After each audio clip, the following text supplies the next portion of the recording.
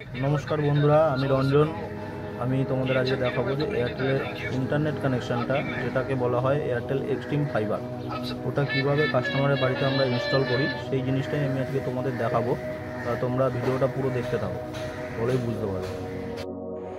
এবার আমি আমার ঘোড়ার পিঠে চড়ে সুন্দরভাবে চলে আসলাম কাস্টমারের বাড়িতে।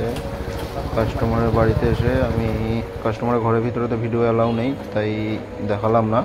ওখান থেকে সোজা চলে গেছিলাম আমি বাইরে ফ্যাট বক্সে, যেখান থেকে কাস্টমারের কানেকশানটা আসবে।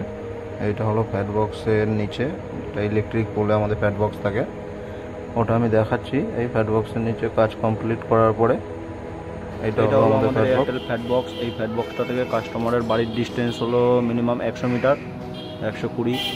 এই ফ্যাট বক্স থেকেই কাস্টমারের কানেকশানটা যাচ্ছে। তা আমাদের পোস্টের কাজ অলমোস্ট ডান।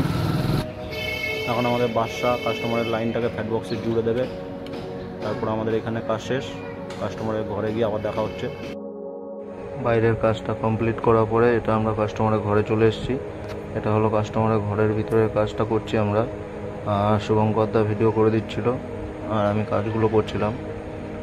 তা এটা মেশিনের যে সমস্ত কাজগুলো হয় ওগুলো আমি তোমাদের পরে একদিন ডিটেলসে বলবো যে কিভাবে কি হয়। আজকে এই ভিডিওটায় অত কিছু আমি বললাম না। তা দেখো কিভাবে কাস্টমারের ঘরে কাজগুলো করছি আমরা। যেমন মেশিনে হিট করতে হয়, ফাইবারটাকে জুড়তে হয়, ওটাকে ফেস প্লেট করতে হয়, এগুলো আমি সমস্ত বাকি অন্য একদিন বলবো। এটাকে বলে ফেস প্লেট করা। ফেস প্লেট করার পরে এটাকে দেওয়ালে ফিক্স করতে হয়।